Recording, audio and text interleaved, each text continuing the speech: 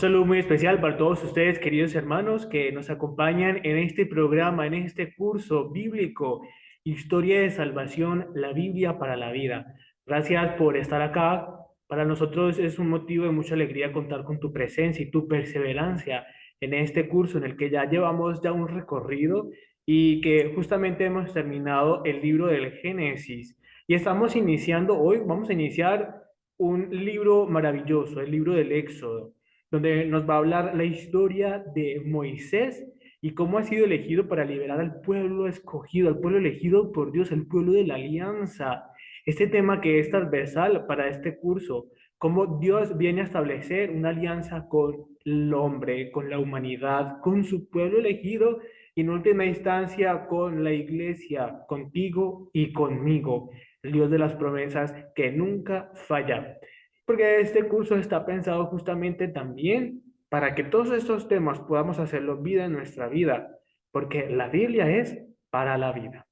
Y sin más preámbulos, los invito entonces a hacer un pequeño recordatorio de lo que hemos visto en los últimos programas en torno al libro del Génesis, en los primeros 11 capítulos y luego cuando vimos todo el tema de los patriarcas, iniciando con Abraham y terminando ese ciclo con Jacob, como vamos a hacer este pequeño recordatorio, porque recuerden que el fin de estudiar la Biblia desde la historia de salvación es ver cómo Dios ha actuado en el pueblo de Israel y ver en todos los acontecimientos que envuelven un plan de salvación, ver cómo a través de la historia Dios se ha manifestado, se ha revelado a este pueblo elegido, escogido, pero que en última instancia viene a representar también la lección que el Señor hace de todos nosotros, la humanidad, porque justamente Cristo Jesús, en el cumplimiento de las promesas, viene a revelarnos a nosotros una salvación que es abierta para todos los que acogen su palabra. Y por eso entonces hoy continuamos con este tema de Moisés y la alianza en el Sinaí, que sería justo la continuación donde terminamos con el libro del Génesis, en la historia de Jacob. Y es que justamente es bueno recordar un poco este libro, primer libro de la Biblia, de la Sagrada Escritura, que es bastante rico en historias y en diversidad de temas. Yo les he dicho que es complejo abarcarlo todo y por eso nos centramos en algunos puntos, pero hoy queremos hacer una pequeña globalidad, una visión global de lo que fue todo el libro. Entonces, veíamos que en primer lugar, los primeros dos capítulos nos van a hablar sobre la creación, particularmente en dos relatos muy importantes. Dos relatos porque son dos tradiciones distintas. Recuerden que la escritura no es solamente fruto de un solo autor, sino ha sido el fruto de transmisiones orales que se han transmitido de generación en generación a partir de un hecho, de una realidad concreta que impactó al pueblo. Y ese impacto sería la revelación de Dios, fue transmitida de generación en generación en una época donde no había escritura, digamos, de una manera común para todos, donde solamente unos pocos podían hacerlo, donde era incipiente todo este tema, hasta hablando de los patriarcas, todo el tema de la escritura, y por eso, en primer lugar, se transmitían todas esas tradiciones de manera oral, hasta que poco a poco fueron sentándose por escrito, y luego de escribirse algunos de estos relatos, hoy los conocemos porque agiógrafos, es decir, los autores sagrados, se encargaban de recapitularlos para sentarlos en lo que hoy conocemos los libros canónicos de la escritura. Y todo ese proceso fue una historia muy larga, un proceso, repito, muy largo, muy extenso, en donde han intervenido múltiples personas, múltiples autores, pero la característica común a todo este proceso es que en ellos dos Dios siempre inspiró el proceso, la inspiración bíblica, la famosa inspiración, en el que solamente está plasmado lo que Dios quiso revelarnos en orden a nuestra salvación. Y por eso decíamos que en los primeros 11 libros del Génesis no vamos a encontrar una historia científica, un relato científico de cómo fue creado el mundo a partir de la ciencia del momento. Por el contrario, valiéndose sí de los elementos culturales y sociales de su época, el escritor sagrado lo que hace es recopilar esas tradiciones orales y escritas, las reunió. Y por eso es donde encontramos dos relatos del Génesis que no se contradicen, a pesar que nos digan que uno, por ejemplo, en el primero, en el capítulo primero, versículos 1 al capítulo 2 4 versículos 4a, es decir, la primera parte de este versículo, nos va a hablar, por ejemplo, de que en un principio Dios creó el cielo y la tierra y que el Espíritu Santo se posaba sobre las aguas, por ejemplo, y el Espíritu se posaba sobre las aguas. Y entonces veíamos cómo la tierra, Dios la fue creando y modelando a partir de las aguas, la separación entre agua y tierra, y así poco a poco en 7 días. Por el contrario, en el segundo capítulo, es decir, de a partir del versículo 4b hasta el versículo 24, vamos a encontrar un relato más enfocado hacia la dimensión del hombre, es decir, un relato antropológico, donde el centro ocupa el primer lugar, el hombre ocupa el primer lugar, perdón. Y por eso ambos, fuera de contradecirse, por el contrario, nos va a decir unas conclusiones muy hermosas. Por ejemplo, que Dios es el autor de todo, de que nosotros no venimos de la nada. Por el contrario, venimos de Él y por Él existimos, en Él nos movemos, decía San Pablo.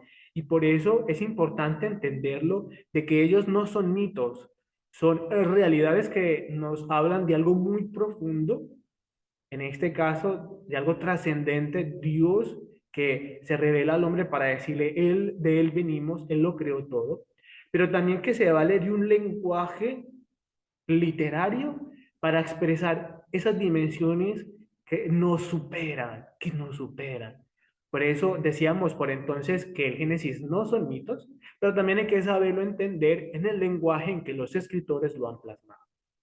Veíamos también en el capítulo tercero del Génesis el hermosísimo relato de la caída. Y digo hermoso porque él responde una pregunta que todos nos hacemos. Hey, ¿de dónde viene el mal? Si decimos que Dios es bueno, que todo lo creado es bueno, que Él vio que lo que hizo estaba bueno, ¿por qué existe, por ejemplo, la enfermedad? Porque existe el mal, la guerra, el dolor, el sufrimiento. Pues por allí concluimos de que Dios no es el autor de ello, del mal ni del pecado. Por el contrario, el relato de la caída que encontramos, repito, en el capítulo 3 versículos 1 al 24 nos va a hablar de que justamente el drama de Adán y Eva es el de todos nosotros, el de la humanidad y el de cada uno, que estamos inclinados al mal y divididos en nuestro interior.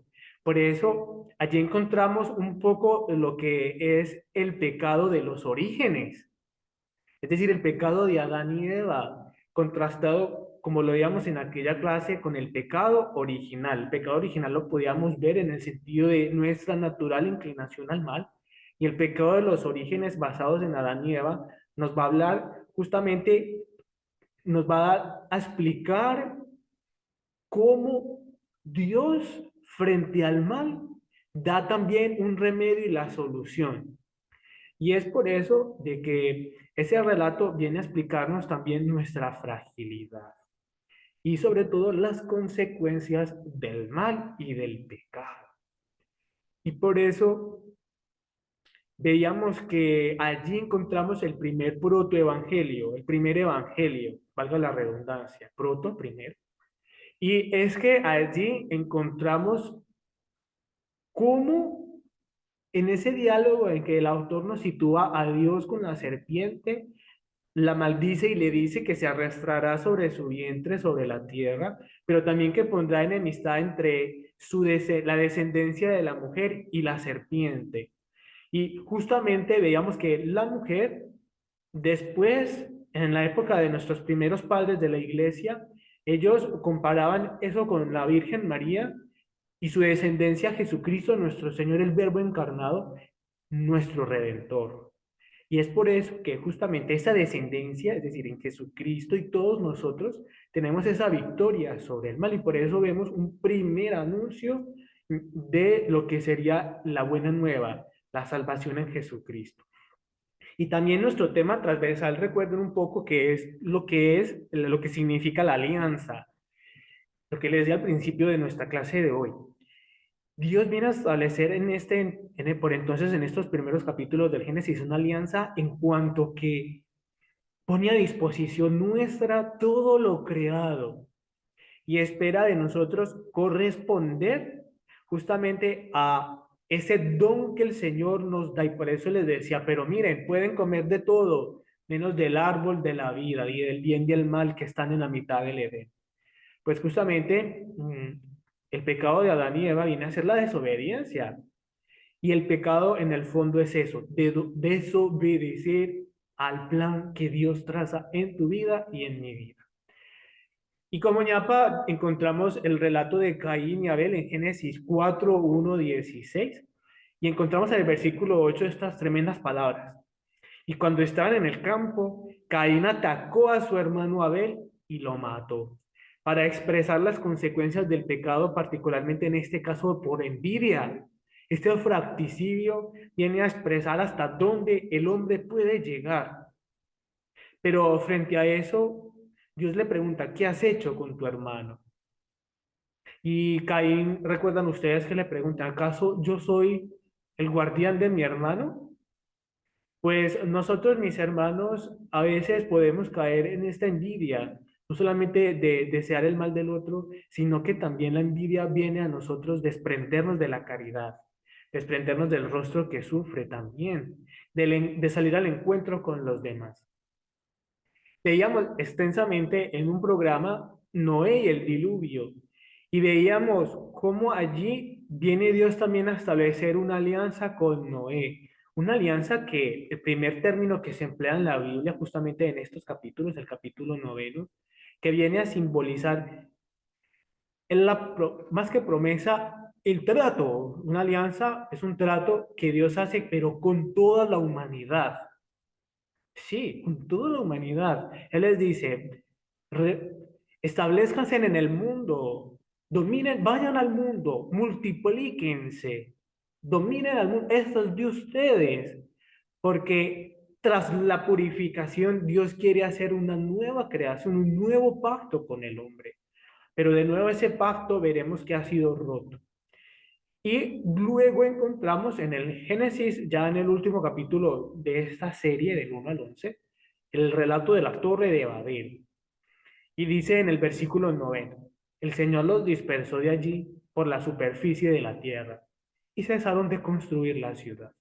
Esto, lejos de verlo como un castigo, dicen también los autores, debemos entenderlo en el sentido de que Dios bendice la multiplicidad, por ejemplo, de culturas y de idiomas. La Torre de Babel la construyeron en parte para querer llegar a Dios.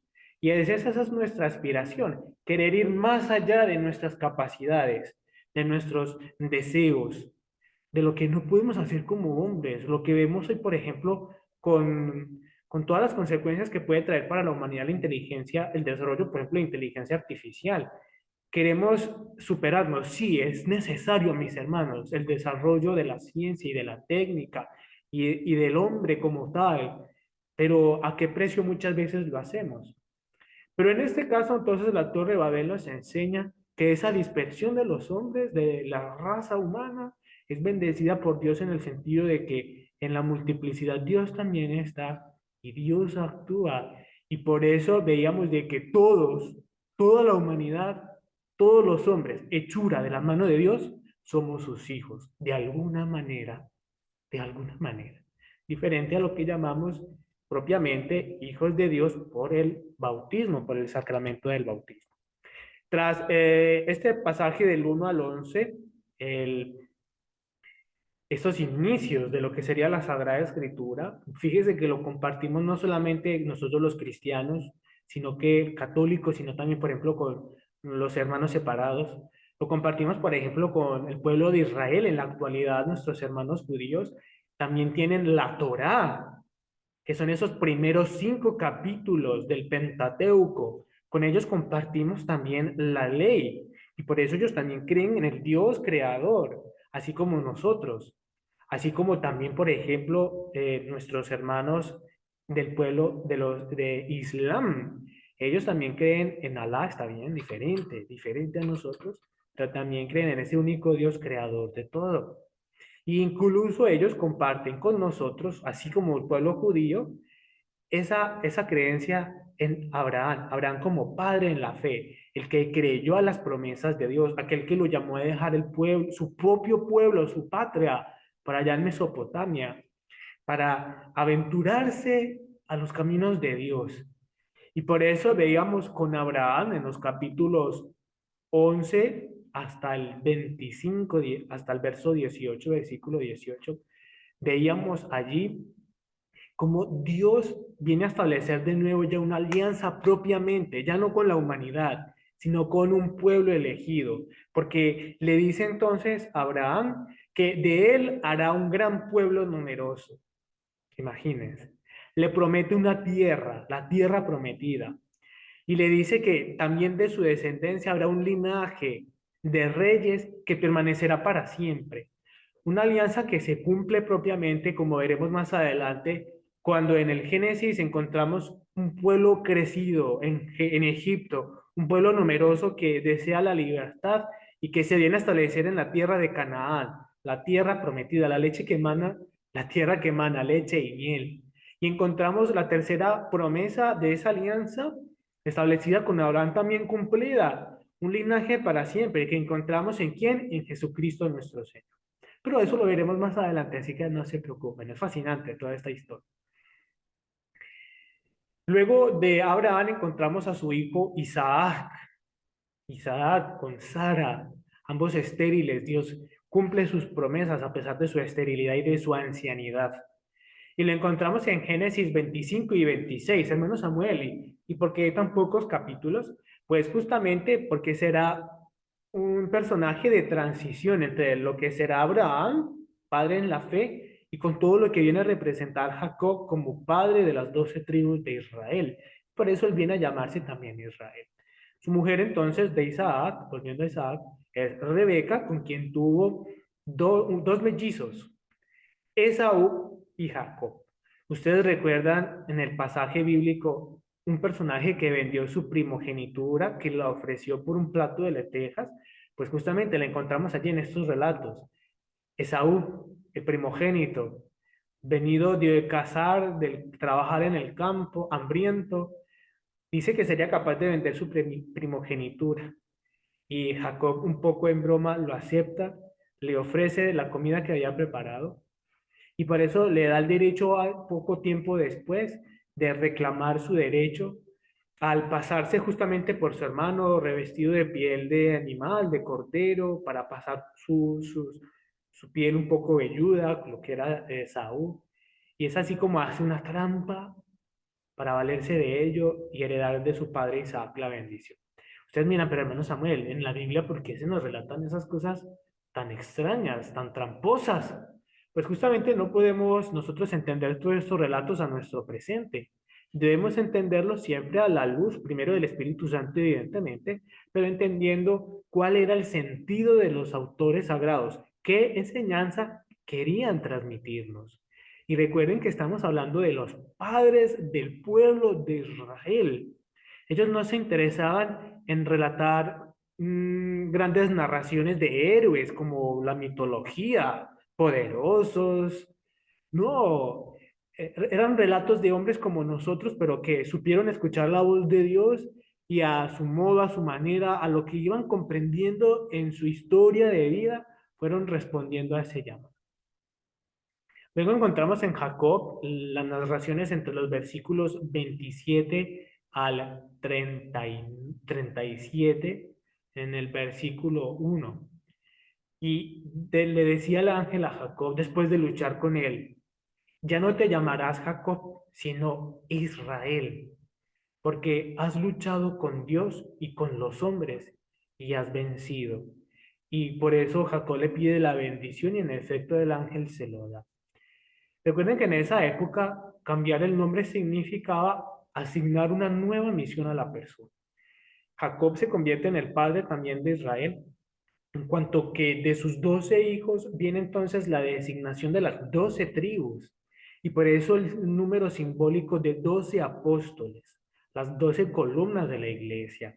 Y de ahí después las 12 estrellas, por ejemplo, que rodean la corona de la Virgen María, por ejemplo. Y así numerosos ejemplos podemos encontrar en el número 12. Las 12 estrellas, por ejemplo, el Apocalipsis. Y en el Apocalipsis también encontramos muchas veces esta alusión a los 12 tribus, a este número simbólico, que nos va a hablar también como de las bases del pueblo de Israel, pero también las bases de la iglesia. Y por último terminamos con este hermosísimo relato que a mí me encanta, me fascina, de José y sus hermanos, José y los hijos de Jacob, que por envidia vendieron como esclavo a unos ismaelitas, traficantes de esclavos, que se dirigían a Egipto. Pero fíjate, Dios de un mal saca un bien. Él es vendido como esclavo, pero por ese motivo, estando en Egipto, es que puede salvar a sus hermanos, a su padre, a su tribu, de esta gran tiempo de sequía que acudió la tierra de Canaán. Y por eso viene a establecer esa alianza perpetua con todos nosotros también, en el sentido de que esa historia continúa. Repito, no me cansaré de decirlos. Continúa en tu historia de vida, en lo que tú eres y en lo que tú haces. Allí cometí un pequeño error, ustedes me disculpan, pero esto compete los capítulos 37 en adelante hasta el 50. Son una larga historia que fíjense que de hecho no se menciona, si ustedes lo leen, ¿se acuerdan la tarea que les puse de leerla?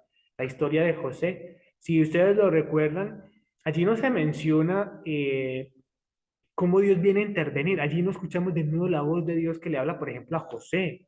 No, vamos encontrando cómo ellos, repito, fueron encontrando pistas, cómo fueron encontrando ese discernimiento de la voluntad de Dios en lo que hacían, en las decisiones que tenían que tomar, pero cómo también Dios se vale de lo adverso para manifestar allí su voluntad, su deseo, porque sobre él no hay nada ni nada. Y por eso, mis hermanos, hoy quisiera que profundizáramos en la medida que el tiempo nos lo permite en el libro del Éxodo, donde encontramos un personaje que es transversal a toda la historia, muy importante, Moisés. Moisés, conocido por todos, ¿verdad? Famosísimo en muchas películas, conocido en muchas tradiciones religiosas. Para nosotros es el hombre también que supo aceptar la voluntad de Dios, fue el enviado, el elegido, que supo liberar a su pueblo esclavizado. Y fíjate que el ciclo de Jacob, estoy leyendo, termina con la llegada de su familia a Egipto, en tierras de Faraón, a causa justamente lo que les decía de este tiempo de sequía. Luego de 400 años de permanecer allí, se dice que en el delta del Nilo, o sea, al norte de este país, el pueblo de Israel es liberado de la esclavitud. Hombre, ¿por qué esclavitud? Porque justamente es tanto tiempo que permanecen allí que al final están bajo la autoridad de un rey, en este caso del faraón. Y por lo tanto, las situaciones políticas y sociales, culturales pueden cambiar y modificarse. Y por eso un pueblo siempre es dominador de otro. Estamos en una época de civilizaciones, de tribus, de una cultura y un pensamiento muy distinto al actual. Un pueblo que cae en esclavitud, dominados por el faraón, un pueblo que también ha crecido en gran número, de eso se encarga de relatarnos mucho este libro, pero que al mismo tiempo, a través de Moisés, viene a recordarles esa alianza que ella establecido hacía muchos siglos, hacía sí, varios siglos con sus ancestros, y que no lo olvida, Dios no lo olvida, a pesar que el pueblo sí se había olvidado de Dios. Y por eso les envía esa tierra prometida a través de Moisés por medio de un camino arduo y pesado a través del desierto. Por eso, mis hermanos, siempre tenemos que quedarnos con esa frase: Dios no olvida su alianza y sus promesas, contigo ni conmigo. Y quisiera ver un aspecto muy importante. Seguramente cuando tú leas tu Biblia, al principio de cada capítulo, de cada libro, perdón, quizás vas a encontrar una explicación de cómo está dividido justamente ese libro.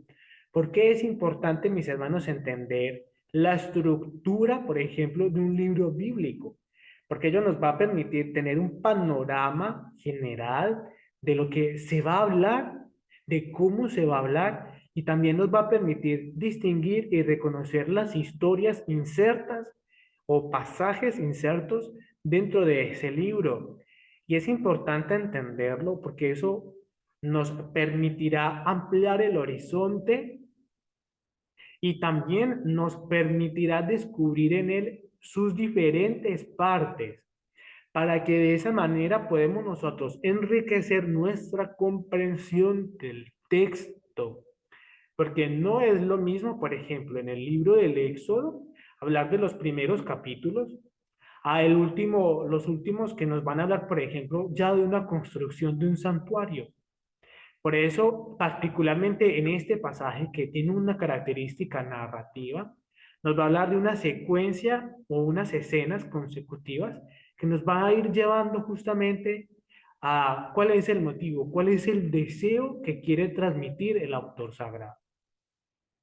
En primer lugar, se nos va a narrar entonces algo que tú y yo conocemos de memoria: la esclavitud de Egipto y la liberación. Es decir, en los 11 primeros capítulos vamos a encontrar todo este relato de cómo Dios llama a Moisés, quién es Moisés, cuál es la situación del pueblo oprimido, pero también viene a hablarnos de que Dios recuerda a su pueblo, le promete liberarlo, y para hacerlo, frente a la dureza del corazón del faraón, envían entonces las 10 plagas, las famosas 10 plagas de Egipto, y hasta que luego el faraón acepta liberar, es decir, que el pueblo emprenda su viaje lejos, hacia donde ellos pedían.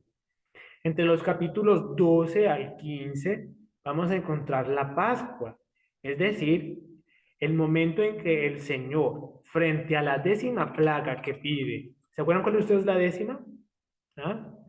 Cuando el Señor, cuando pasa, digamos, en esa metáfora del ángel de la muerte, para sacrificar a todos los primogénitos de Egipto, desde los animales hasta los hombres, pero menos los del pueblo de Israel. Y para salvarse tienen que cubrir con la sangre de un cordero macho, cubrir los dinteles, es decir, prácticamente las puertas de sus casas, para que cuando pasara el ángel no exterminara a sus hijos. Y para eso pide celebrarlo por medio de esa Pascua, de ese sacrificio de ese cordero, para que con esa sangre pudiera pasar el ángel y no matar al pueblo elegido. Y a partir de ese momento tan trágico es cuando ocurre el éxodo, es decir, la salida del pueblo. Significa éxodo, la salida del pueblo hacia el desierto. Y justamente la Pascua es, este relato fue escrito justamente muchos siglos después de lo ocurrido.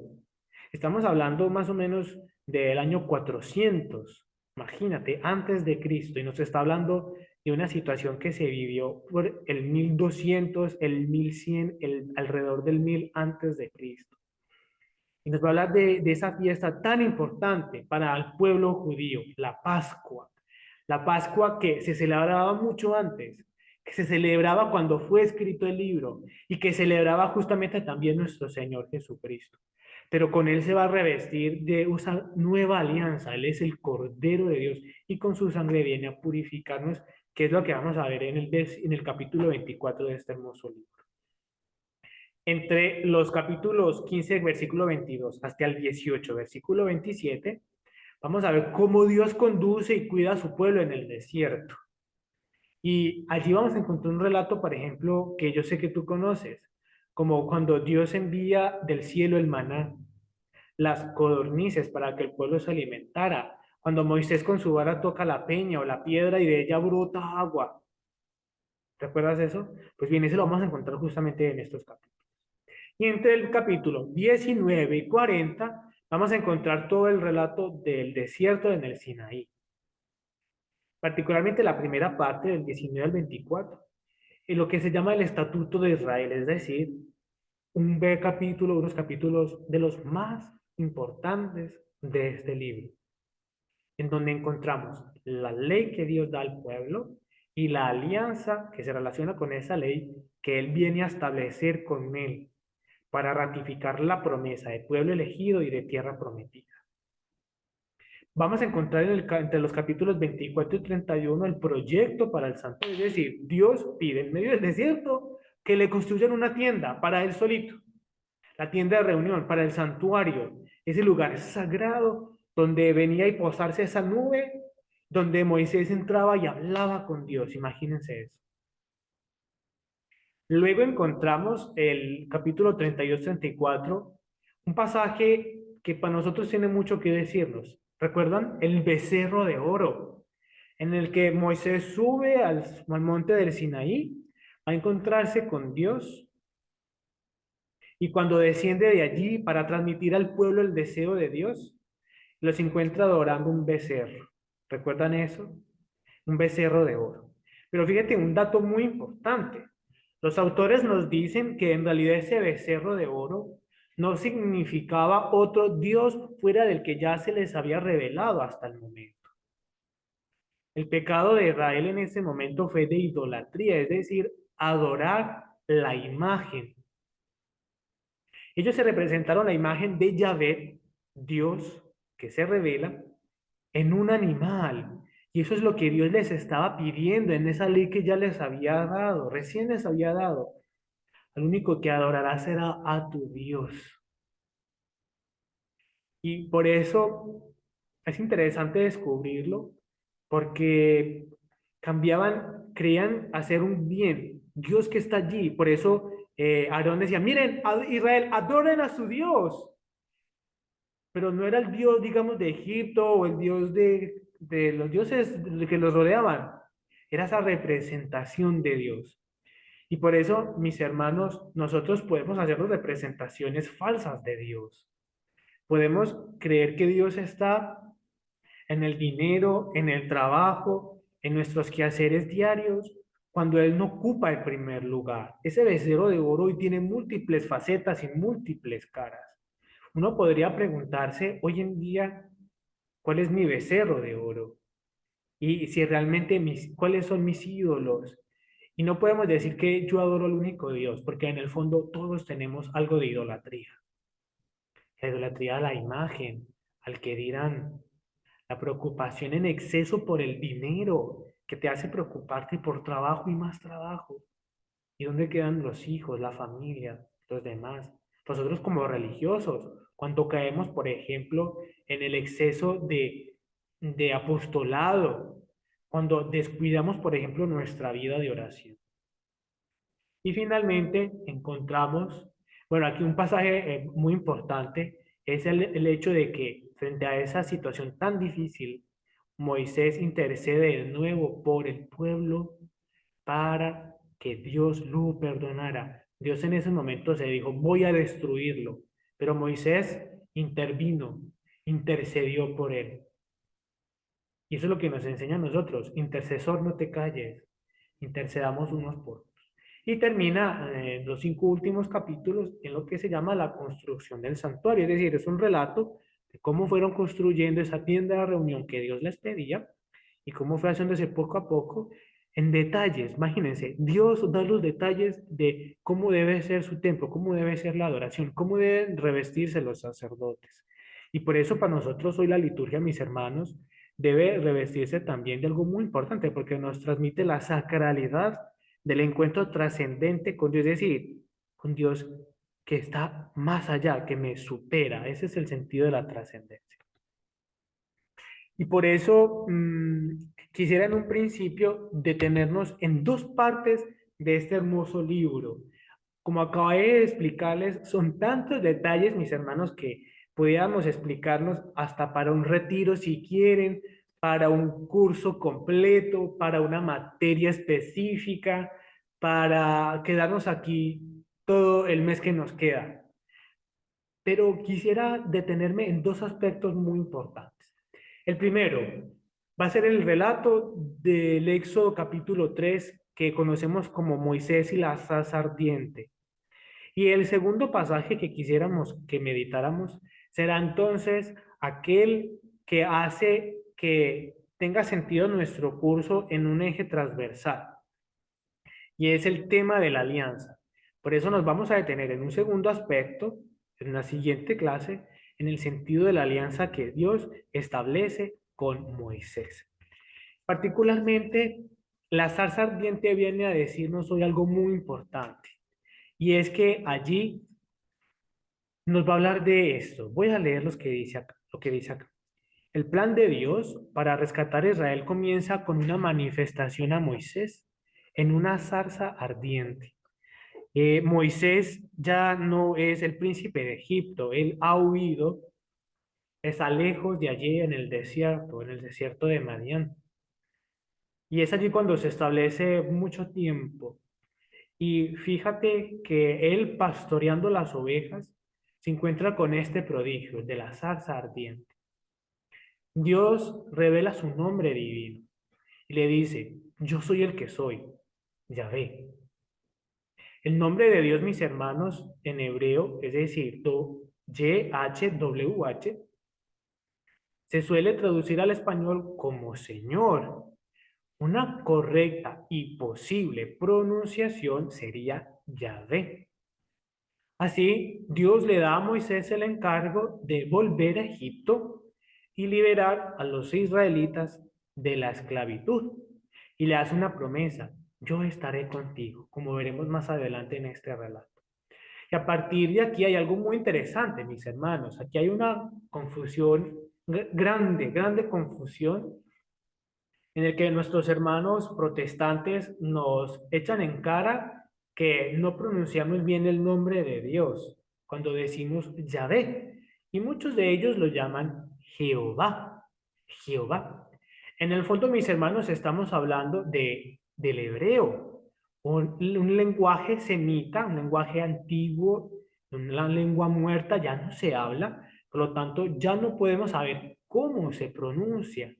Tenemos ciertos conocimientos, nos han llegado algunas maneras de entender esta pronunciación, pero ha sido por estudios que se han hecho muchos siglos después, incluso después de Cristo. Y a ciencia cierta no sabemos. En el fondo, como son letras hebreas, y las letras hebreas son consonánticas, es decir, ellos no tenían vocales, las vocales incluso fueron agregadas después. Y si a esto le agregamos que era un nombre sagrado, los hebreos nunca pronunciaban estas letras que estamos viendo, YHWH. Cuando decimos Yahvé o Jehová, es una posible explicación de cómo podría pronunciarse. Y por eso, cuando los israelitas veían este tectagrama, estas letras, ellos no las leían y por el contrario cambiaban, transliteraban su pronunciación con otra palabra. ¿Sabes cuál es? Adonai, que significa Señor o el Señor. Y después Adonai pasó a decirse en griego Kyrios y por eso decimos el Señor. Si ustedes recuerdan en algunas letanías decimos Kyrie eleison, es decir, Señor, ten piedad. ¿Ustedes lo recuerdan? Pues justamente de allí viene. Por eso a veces estos reproches son estériles, mis hermanos. Por ejemplo, ellos le llaman Jehová porque están añadiendo a estas letras, recuerden que estamos hablando del hebreo, una concepción y una escritura distinta a la nuestra. Están adaptando la palabra Adonai a Yahvé, a estas letras. Y por eso, de alguna manera viene adaptándolo a la pronunciación en español, Jehová.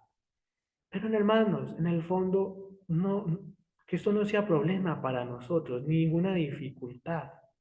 En el fondo, si tú, por ejemplo, ves tu escritura, quiero que te detengas en este detalle. Por ejemplo, la Biblia de Jerusalén no traduce nunca Dios o Señor. Por el contrario, ellos respetan esta escritura traduciendo Yahvé. Por el contrario, en la traducción de la Reina Valera, siempre vamos a encontrar el nombre de Dios como Jehová, pero allí se pierde esa riqueza. Por el contrario, por ejemplo, en muchas Biblias, comúnmente en las Biblias católicas, siempre vamos a encontrar Dios. Dios creó, Dios llama, Dios lo llamó, etc. Y es algo interesante conocerlo y profundizarlo. Por eso también los estudiosos, los exégetas, se preocupan por entender todo esto, pero desde el lenguaje en el que fueron escritos. Y por eso deben, por eso estudiamos también griego, hebreo. Y por eso quisiera entonces que leyéramos el pasaje del Éxodo que nos sitúa justamente entre estos versículos, particularmente entre el primero, como ven en esta diapositiva, versículo primero, y luego terminamos con el versículo 14 en dos pasajes, primero al 5 y 9 al 14. Y quiero que lo escuchen con muchísima atención. Y para eso le pido el favor al hermano Luis que me ayude a leerlo. Con mucha atención quiero que lo escuche, ¿ya?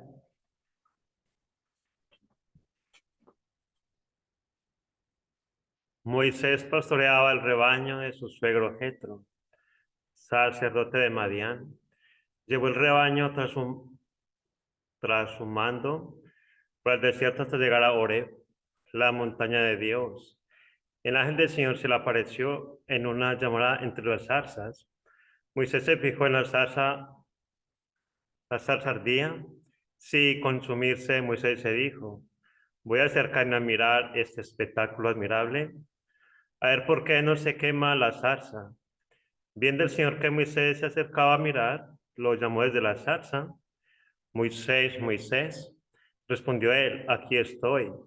Dijo Dios, no te acerques, quítate las sandalias de los pies, pues el sitio que pisas es terreno sagrado. El clamor de los hijos de Israel ha llegado a mí y he visto cómo los tiranizan los egipcios. Y ahora marcha de envío al faraón para que saques a mi pueblo, a los hijos de Israel. Moisés replicó a Dios, ¿quién soy yo para acudir al faraón o para sacar a los hijos de Israel de Egipto? Respondió Dios, yo estoy contigo y esta es la señal de que yo te envío. Cuando saques al pueblo de Egipto, daréis culto a Dios en esta montaña. Moisés replicó a Dios, mira, yo iré a los hijos de Israel y les diré, el Dios de vuestros padres me ha enviado a vosotros. Si ellos me preguntan, ¿cuál es su nombre? ¿Qué les respondo? Dios dijo a Moisés, yo soy el que soy. Esto dirás a los hijos de Israel, yo soy, me envía a vosotros. Palabra de Dios. Te alabamos, Señor. Gracias, hermano Luis. Miren qué interesante, mis hermanos, lo que acabamos de escuchar. Y ustedes, estoy seguro, han continuado la lectura allí donde están. Fíjense que son dos partes que descubrimos aquí. La primera, Moisés, ubicémonos en ese contexto.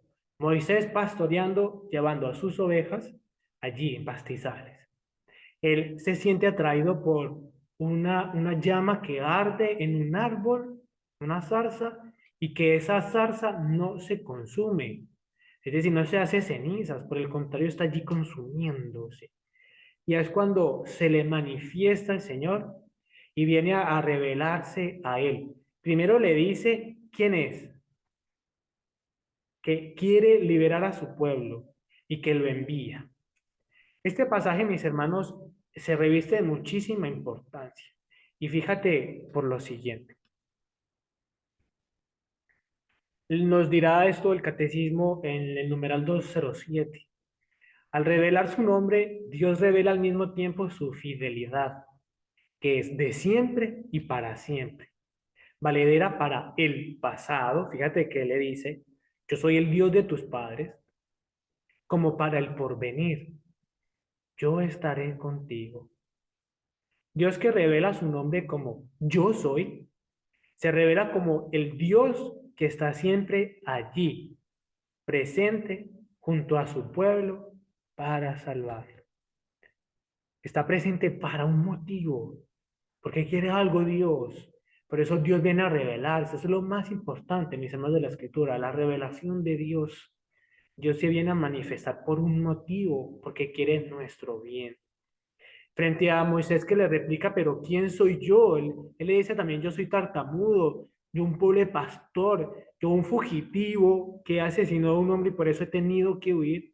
¿Quién soy yo? Incluso, ¿quién eres tú? Moisés, no, ¿qué habría escuchado de Dios, de esa transmisión? Porque fíjense que a él no lo criaron los israelitas, él se crió en medio de la nobleza, de la nobleza del faraón. Su madre adoptiva era la hija del rey. Y por eso, ¿qué habrá escuchado él de Dios? Imagínate. Pero a él elige y se le manifiesta, yo soy el que soy. Una posible traducción también dicen los que saben, los estudiosos, yo soy el que seré, en el sentido de que me manifestaré en la medida que tú también vengas a mí.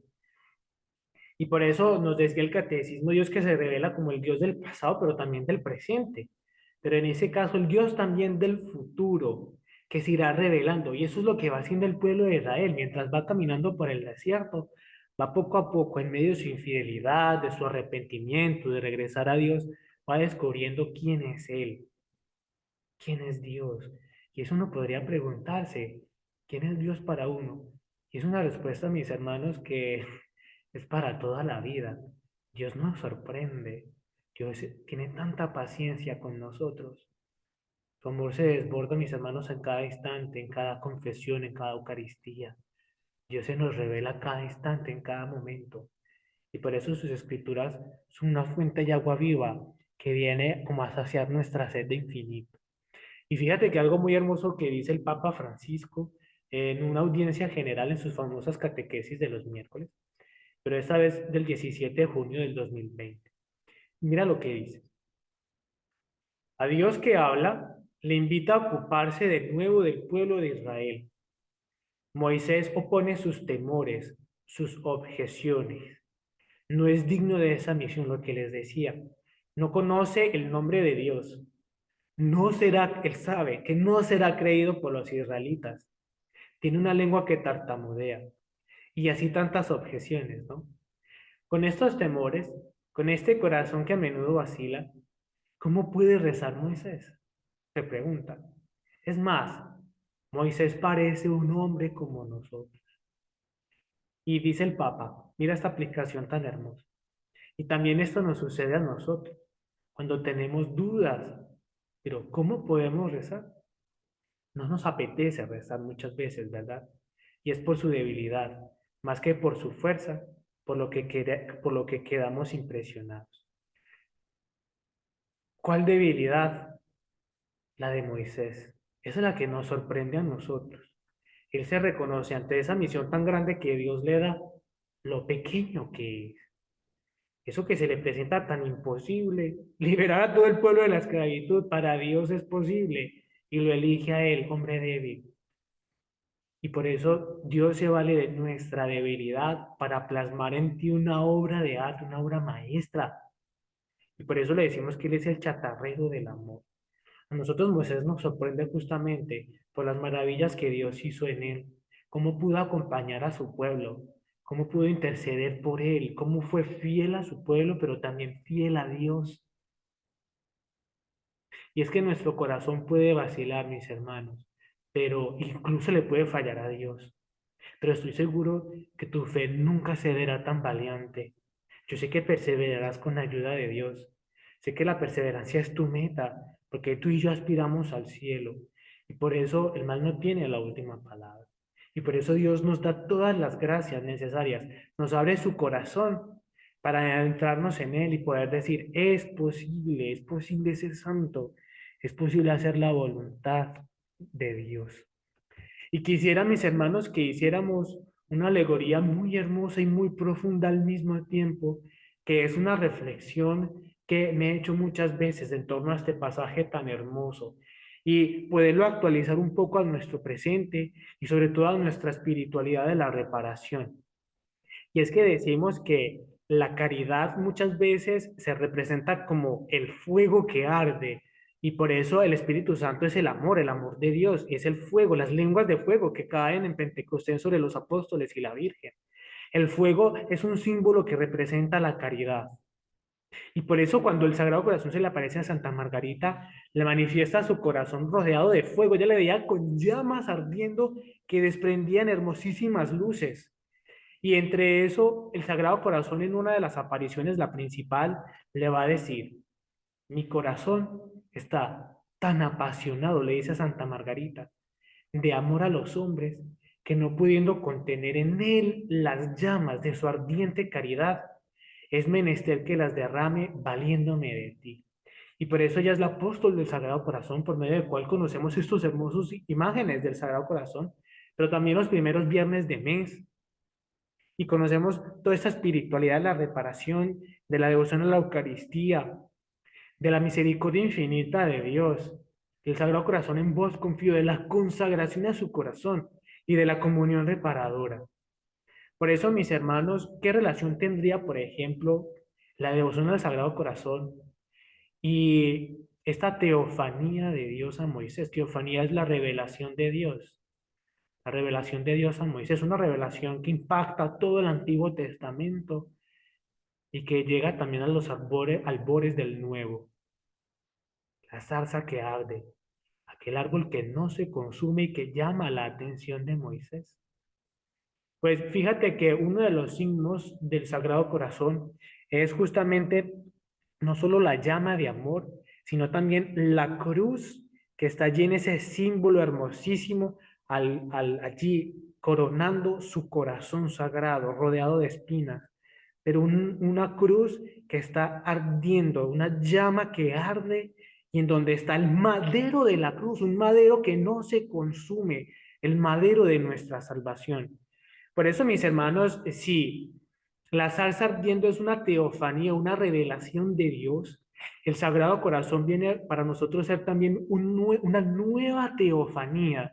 Viene a ser una nueva manifestación de Dios que viene a manifestar para todos los hombres su amor desbordado. Si la llama significa la caridad de Dios, el amor de Dios, y que viene con esos rayos a transverberar, a atravesar toda nuestra vida, Dios viene a manifestarse también a ti en el corazón de Jesús para revelarte todo el amor que Dios te tiene a través de su Hijo, el Verbo encarnado. Y por eso la salsa ardiente no es un tema del pasado, ni bíblico, solamente bíblico, ni de un pueblo de Israel, ni de Moisés, un personaje antiguo que muchos dicen que ni existió.